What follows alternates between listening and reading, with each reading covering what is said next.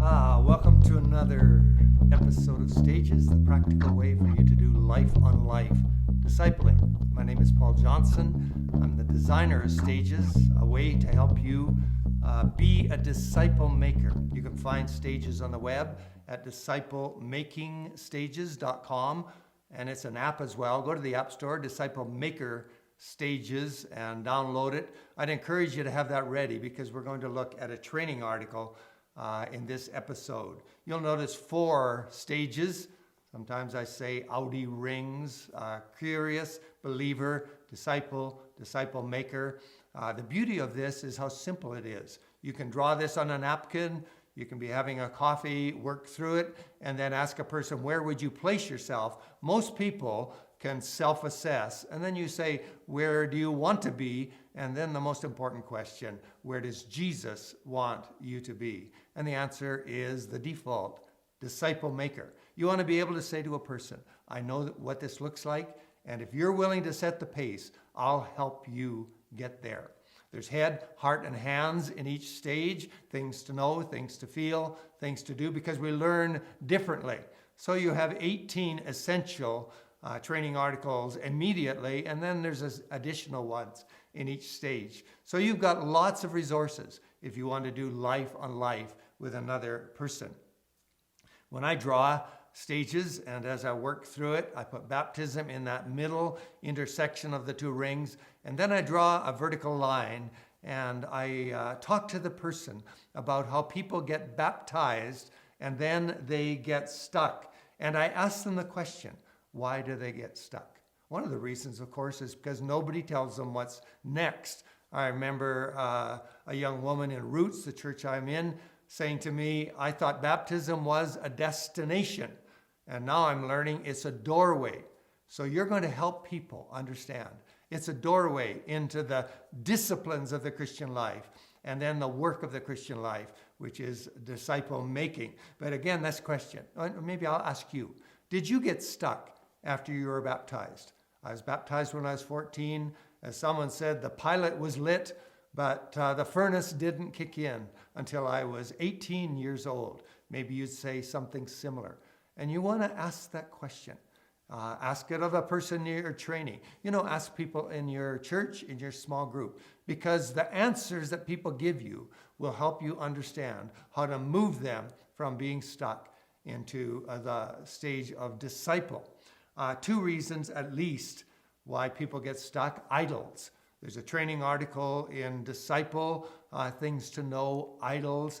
I really encourage you, I think it's an essential if you're working with someone to help them see all of us have God substitutes in our life, have things we love more than God, that we say, give me purpose and meaning, make me feel significant, make me feel loved. All these things are people or even ourselves. And so you have to deal with that. That's an essential study.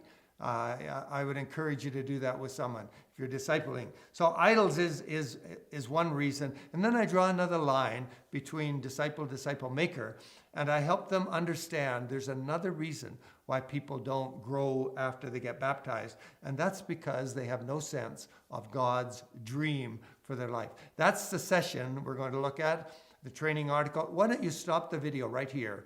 Go to DiscipleMakingStages.com. Go to the disciple stage, things to know, and find God's dream. We're going to unwrap that during this time. Have it on your tablet, print it out, and we'll work through it together. Here's a great question to ask someone. If you had all the money that you needed and all the time, what would you do? What's your dream? Maybe I'll ask you that. And you could ask me that. I asked a young woman serving me in Subway one time as she assembled my sandwich in a very courteous way. I said, if you had all the money that you needed and all the time, what would you do? What's your dream? She immediately said, I'd quit this job and I'd move to Edmonton. I'd start a country western band and I'd burn a CD. Wouldn't it be great if people we were discipling people in your small group, people in your church, if somebody asked them, what's your dream for God? Immediately they would have an answer. That's one of the reasons I'm so proud of you. You're watching this video and you're looking at this article, because you're going to try to help somebody get a sense of God's dream for your life. Dreams energize us. In the study article, it helps you understand we don't do hardly anything without dreams. A person doesn't become a doctor all of those years in school and university and in med school and residency unless they have a very strong dream. I want to be a doctor. Do you want to run a marathon? Should you and I run a marathon together? I have no interest. Probably you have no interest. But if one of our friends had breast cancer, and if we could go into some kind of mini marathon and raise some money for research and support her, I think that's a dream that might get us off the couch and we might start running. You can see what a dream does in your life. We hardly do anything without dreams. And that's why people get stuck in the Christian life. They don't sense God has a dream for their life. And so you want to help them realize that. Call people to a dream. Jesus did that. In Mark 1, you turn to that. Jesus talking to those fishermen. They have zero understanding God could use them. They're fishermen. But by the time Jesus has finished one convo with them, follow me and I will, what did he say? I'll call you to a dream. Follow me and I will make you become fishers of men. And they left their nets because there's a dream now. If you're working with a nurse, discipling her or him, what would Jesus say to a nurse or to an accountant or to an engineer or a plumber or a student? Do you get the idea? You can help somebody realize Jesus has a dream for your life. Jesus did the same to Nathanael. The end of John 1, you turn to that, you read that story together. Nathanael is sitting under a tree reading. That's my idea of retirement. and then Jesus says a dream to him. I think he was reading the story of Jacob myself.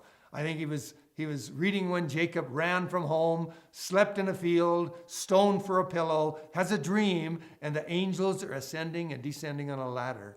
And he wakes up and he says, wow, God's here. This is a God place. And Jesus said to Nathanael, if you stick with me, you're going to see the angels of God ascending and descending on the Son of Man, on me. Now that's a dream. And that got Nathanael motivated. Call people to a dream. God does that. God's dream has at least two components.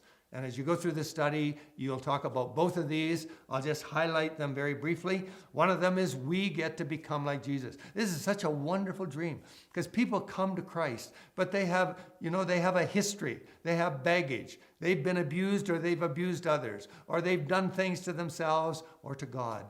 And you're saying, no matter how you came to Jesus, guess what? God's going to make you like him. You'd turn to Romans 8 and you'd read this verse and talk about this verse together. God knew his people in advance. That's you. That's me. And he chose them to become like his son. So unwrap that with the person. God's doing demolition, things that don't look like Jesus in your life. God's doing reconstruction, bringing in things that do look like Jesus. And all the time you're in the middle of life and God's making you like Jesus. Here's the dream. Someday a person is going to say to your friend, when I'm around you, it's like I'm around Jesus, because that's what God has done in their life. You know, it's the Spirit's task to do this. It says in 2 Corinthians 3 that the Spirit, the Lord who is the Spirit, makes us more and more like him. Help your friend know this is a process. And the Holy Spirit is working all the events, all the relationships in your life to make you more like Jesus. By the way, this is a great place to stop and think. It's not us who are the disciple makers. It's the Spirit. We're his lowly assistants. He's the one that's making a person like Jesus, and we get to work with him. So in the disciple stage, there's 18 essentials, but there's a total of 55 training articles like this. Which one should you use with your friend? Beats me, but the Holy Spirit knows that. So you pray and you ask the Holy Spirit, which one should I use? And you go through them and you find one and you cooperate with the Holy Spirit because he is the disciple maker. So that's the first part of God's dream, that we become like Jesus. But the second is equally great. We get to partner with Jesus. So people will find God and follow him like you are. Great Commission, there's verses there, 3 or 4 verses. You can look them up. The Great Commission says we go, we make disciples, we baptize, we teach them to do what Jesus commanded us. And so you're helping a person realize this is what Jesus is going to do in your life. He's going to help you find others who want to respond to Jesus. You're aware that most people become Christians because of friendship. The gospel travels on the road of relationships. So help your friend get a dream. God's going to use, he's going to help my husband, my wife, my children, my friends, my brothers, my sisters. He's going to help them come to Jesus because he's working in my life. Help them feel that dream in their life. Peter, when he talked to the Roman army officer Cornelius, described Jesus in one phrase. He went about doing good. So that's what you're going to do. And you're going to share the good news with people and help them come to faith in Jesus. This is where people get scared. They start to hyperventilate. I'm 18 years old. My younger sister came and said, called her friend's name and said, she's seen the change in you and she wants God in her life too. I'm 18. I don't know how to bring a person to Jesus, but we've figured it out. And I think it's sort of like crack cocaine. Once you've tried it, you're hooked. And so you help a person realize God's going to work through your life and other people are going to come to Jesus. Take them in the study training article. It talks about Joseph in the Old Testament. Take them to Genesis 37 to 50. Maybe read that beforehand. Summarize the story and look at a boy who has a dream and how it works into God's dream. You know, he's 17. The dream's all about him. He's in the middle. The sun, moon, and the stars fall down and worship him. Aren't 17-year-olds like that? I was like that. But you know, when he's a mature man, it's all about God. And he says near the end of that story to his brothers who had sold him into a living death, so horrifically they treated him, he says, you meant it for evil, but God meant it for good. Here's where you talk to your friend and say, God has a dream for your life. Nobody can stop that dream. Nothing from your past, none of your relationships. No one can stop it except you, except me. We're the only ones who can stop the dream of God. Get them encouraged by that. They'll be like Jesus and they'll get to partner with Jesus. Help them dream big dreams. Ephesians 3 says God is going to do incredibly more than we could ask or imagine. And so help them dream. Ask them the question, how many people do you want to take with you into heaven? 0 is not a good answer. 1's a good answer. 2's even better. But how about a crowd dancing and jiving and high-fiving and shouting? And you get to say to the Lord, Lord, look at my disciples. Help them get a dream in their life. You know, it's God's dream, not our dream. And we have to lay down our dream and take God's dream. Ephesians 2 says we're God's masterpiece.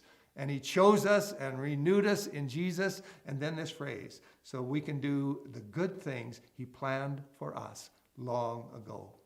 God's got plans for you, dreams for you. Tell your friend that. Help them get enthused about it and help them to say, God, I want that dream. Well, that's stages, discipling life on life, investing yourself into a person. I hope by the time you're finished that training article, that person says, I want that. Is there anybody you can use this article for? Why don't you pray and ask the Holy Spirit and then act on that prayer? Thanks for watching.